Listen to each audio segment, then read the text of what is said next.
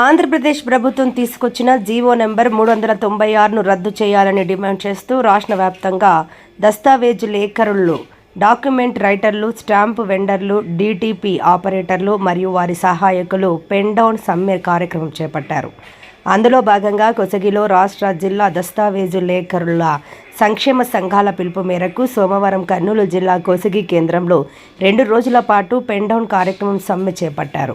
అనంతరం దస్తావేజులేఖరులు, డాక్యుమెంట్ రైటర్లు J Narasimhamurthy, K Venkateswarlu, K వీరరాఘవులు, J Narasimhulu, V Anjaneyulu sub register కార్యాలయంలో డిమాండ్లతో కూడిన వినతి పత్రాన్ని సబ్ రిజిస్టర్ అధికారి ఎం శ్రీనివాసులకు అందజేశారు. అనంతరం వారు మాట్లాడుతూ ప్రధానంగా రిజిస్ట్రేషన్ల వ్యవస్థను ప్రైవేటీకరించే విధంగా ఫ్రంట్ ఆఫీస్ సేవలను ప్రైవేట్ వ్యక్తులకు అప్పగిస్తూ ప్రభుత్వం జారీ చేసిన జీవో 396ను తక్షణమే రద్దు చేయాలన్నారు. నష్టాలు, ఆందోళనలు.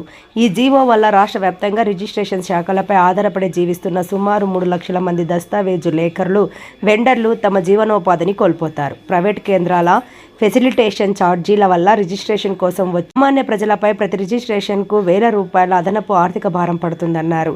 ఈ కార్యక్రమంలో దస్తావేజు లేఖరులు, డాక్యుమెంట్ రైటర్లు, స్టాంప్ వెండర్లు మరియు వారి సహాయకులు కృష్ణంరాజు, హరి, నవీన్, భూషప్ప, అనిల్ తదితరులు పాల్గొన్నారు.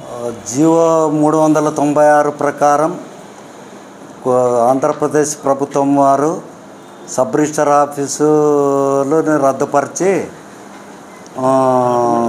రిజిస్టర్ సర్వీస్ సెంటర్లని కొత్తగా ప్రవేశపెట్టుచున్నారు. ఇందుకు విరుద్ధంగా కోసిగి సబ్ రిజిస్టర్ ఆఫీసులోని దస్తావేజులేఖరులు 2 రోజుల పాటు 6, 7 2 రోజులు ధర్నాకి మొదలై నిరసన తెలుపుతున్నాము.